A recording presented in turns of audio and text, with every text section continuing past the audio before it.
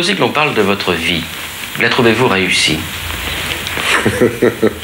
Écoutez, premièrement, j'ai un fils de 7 ans que j'aime beaucoup, donc pour l'essentiel, elle est réussie.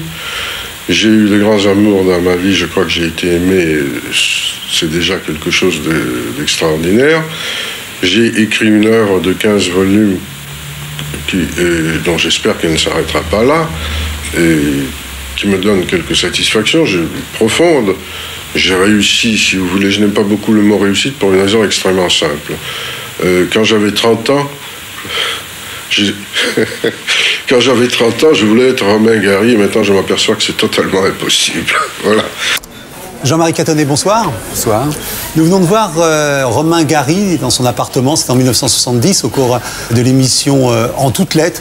On ne peut pas ne pas être frappé par son élégance. On sait que Romain Gary s'est suicidé le 2 décembre 1980. C'est une des rares choses qu'on sait de lui, avec peut-être sa date de naissance en 1914. Ses 5 ou 6 pseudonymes, ses 2 Goncourt, et encore. Parce qu'on sait que Romain Gary a réécrit sa vie en temps réel. Pour en faire une œuvre, vous en avez fait une biographie. Jean-Marie Catonnet, Romain Gary de Villeneuve à la rue du Bac, c'est chez Actes Sud, Solin, Actes Sud. Alors, c'est une espèce d'hommage à cette vie en forme de pulse que vous avez essayé de reconstituer. Alors là, face au miroir, je vais vous demander de remettre un petit peu d'ordre dans cette vie dont, au moins qu'on puisse dire, c'est qu'elle a été un petit peu brouillée, et de nous dire votre passion pour Romain Gary. Mais, remettre de l'ordre, c'est un petit peu difficile dans la mesure où Gary a passé son temps à brouiller les pistes. Hein. Dès le départ, il a toujours prétendu être né à Moscou quand ce n'était pas à Koursk. Et en fait, il est né à Villeneuve, en Lituanie, une ville qui a changé d'ailleurs plusieurs fois de dénomination, de nom. Et aujourd'hui, Villeneuve s'appelle Vilnius. Peut-être qu'il y a là une des raisons de son errance pseudonymique, finalement. Alors ses parents, son père, sa mère, des statuts très différents. Une mère avec laquelle il a une relation quasi fusionnelle et un père qui va éliminer quasiment de sa légende. Oui, il a éliminé son père. Si on lit la promesse de l'Aube, on a le sentiment qu'il est une sorte de bâtard, fils unique, élevé par une mère possessive, c'est le moins qu'on puisse dire. Et il n'y a pas de papa. Si on voulait faire un peu de mauvaise psychanalyse, au fond, il a idolâtré sa maman, puis il a tué son papa. Quoi. Voilà. Alors Nice, quand il arrive à Nice et pourquoi? Il arrive d'abord en France. C'est la terre d'accueil des apatrides. Alors plus particulièrement Nice pour une raison très simple, c'est que c'est là qu'atterrissent l'aristocratie russe, les Russes blancs.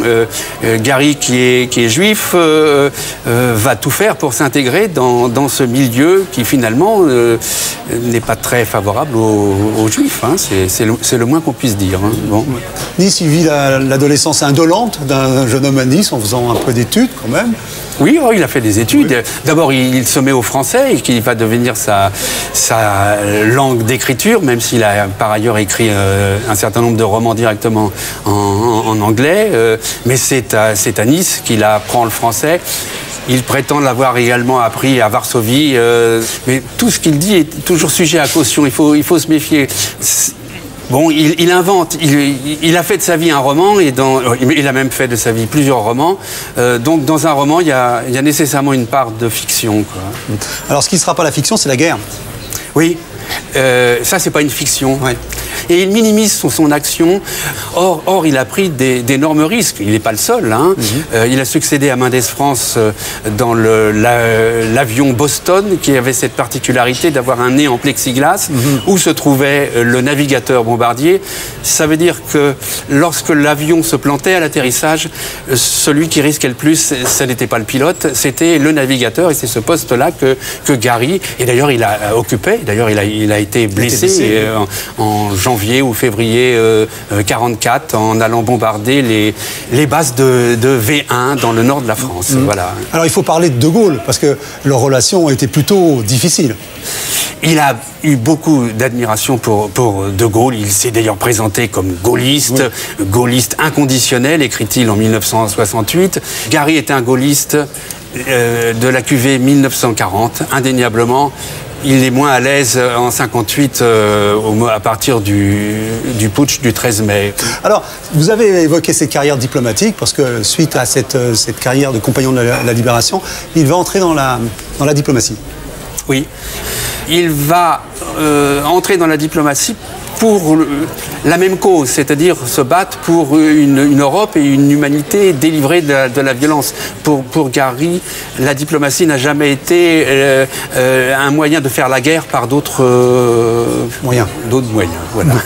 Alors, mais on a presque oublié, on aurait tort, Leslie Blanch, parce qu'il épouse pendant cette journaliste anglaise, qui était une forte personnalité. Oui, très très forte personnalité. Elle a d'ailleurs connu le succès littéraire avant lui, et il ne l'a pas très bien vécu. Il prétend qu'un journaliste à New York lui dit qu'est-ce que cela vous fait de vivre avec un grand auteur qui a beaucoup de succès. Il répond, demandez ça à Leslie, ça fait 10 ans qu'elle vit avec moi. Alors une période importante, c'est Hollywood, avec lequel il va travailler. Oui, et par l'intermédiaire d'Hollywood, il va faire la rencontre de sa seconde femme, Jean Seberg. C'est un couple très people, comme on dirait aujourd'hui. Il faut dire que Gary et Jean Seberg aussi avaient l'art de manipuler les journalistes. C'était leur côté star. Ils avaient 25 ans d'écart, mais bon, assez vite, leurs relations se sont distendues pour être celles d'un père avec sa fille, c'est sûr. Ils se sont mariés et ils ont divorcé, ils se sont remariés. Enfin, ils ne sont pas vraiment remariés, mais après leur divorce, Jean Seberg se trouvant enceinte, elle a donné des interviews où elle disait qu'elle allait se remettre avec Romain Gary et que Romain Gary était le père de l'enfant. Et dans un premier temps, Gary a très chevaleresquement accepté de jouer ce rôle. Et puis il y a Newsweek, ou plutôt le FBI, qui a révélé quelle était l'identité supposée du vrai père, en prétendant qu'elle était enceinte des œuvres d'un militant noir, ce qui aux États-Unis était et peut-être est encore infamant, je ne sais pas. Et donc, cette petite fille, lorsqu'elle est née, enfin, elle est née après une fausse couche, elle est née prématurément et elle est décédée quelques jours après, Jean a décidé de la faire enterrer, enfin, en tout cas, le transport jusqu'à Marshalltown, dans l'Iowa. C'est fait dans un cercueil en verre pour qu'on voit bien que le FBI avait menti. C'est une curieuse réaction aussi de sa part. Mais ils ont eu un enfant, Diego, qui est d'ailleurs vivant et qui a même écrit l'autobiographie de son père à l'âge de la maturité. Mais est-ce que c'est pas parce que pèse sur ce garçon une hérédité extrêmement lourde? L'ouvrage qu'il a fait paraître laisse penser qu'il s'est sorti qu'il en est sorti, oui, bien sûr, mais c'est une hérédité, entre guillemets, terrible que celle de voir la dégradation de sa mère, déjà, et son suicide dans des conditions mystérieuses. On a même parlé à un moment d'assassinat, et un an après, le suicide de son père. Ça ne vous donne pas une bonne idée de la vie. Quand vous avez, comme dirait Ajar, la vie devant soi, lui, il a 2 suicides derrière lui, quoi. Alors oui, une chose que j'ai appris dans votre livre. J'aime beaucoup Clint Eastwood, et vous racontez la liaison de Clint Eastwood avec Jean Seberg au cours d'un tournage. Oui, la kermesse de l'Ouest. Voilà, et racontez-nous après la réaction de Romain Gary, parce que c'est dans son style. Romain Gary a appris qu'il y avait une liaison entre Clint Eastwood, la vedette de la kermesse de l'Ouest, et Jean Seberg. Gary débarque depuis l'Europe, il débarque à Los Angeles, et il prétend, mais là aussi on ne sait pas où est la vérité, avoir provoqué en duel Clint Eastwood, qui se serait défilé, voilà.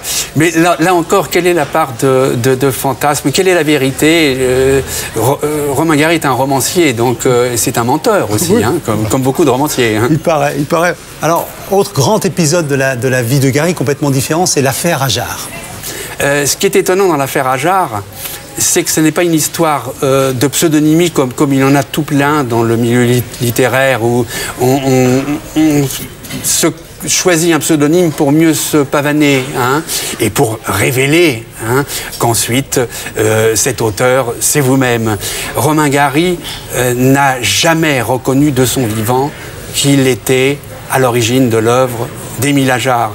Il a toute sa vie résisté à la tentation qui aurait été celle de dire, écoutez, vous ne m'avez jamais reconnu, les critiques me considèrent comme un écrivain de seconde zone. Émile Ajar, que vous admirez tant, c'est moi. Alors ce qui est fou aussi, c'est qu'à la fin, Romain Gary était habité par la peur de vieillir. Certainement, oui. Il était angoissé par, non pas par la mort, il avait risqué sa vie, il n'avait pas peur de la mort, il était angoissé par le fait d'être un has-been, d'être un ex, comme il le dit dans l'angoisse du roi Salomon. Et donc, ça, c'est une angoisse constante chez lui, à laquelle il a opposé cette liberté qui a été son suicide. Alors, il choisit un type de suicide presque métaphorique, qui se tire une balle dans la bouche. Oui. Il laisse un mot. Il laisse un mot, c'est très important. Oui. Aucun rapport avec Jean Seberg. Les fervents du cœur brisé sont priés de s'adresser ailleurs.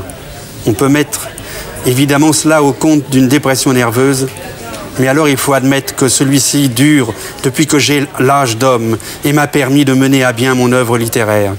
Alors pourquoi ? Peut-être faut-il chercher la réponse dans le titre de mon ouvrage autobiographique « La nuit sera calme » et dans les derniers mots de mon dernier roman « Car on ne saurait mieux dire ». Je me suis enfin exprimé entièrement. Alors qu'est-ce qu'aujourd'hui vous conseillez aux jeunes gens qui nous regardent, ou à tout un chacun, de lire en tout premier ? Oh, bah, je crois qu'il faut lire La promesse de l'aube et bien évidemment La vie devant soi, puis d'autres, l'a dit elle. Je laisse le choix au lecteur. On leur laisse, mais moi je leur recommande de lire votre biographie, Jean-Marie Catonnet, Romain Gary de Villeneuve à la rue du Bac. Vous avez fait très bien revivre cet itinéraire chez ces Solins, Actes Sud, Jean-Marie Catonnet. Merci beaucoup. Merci.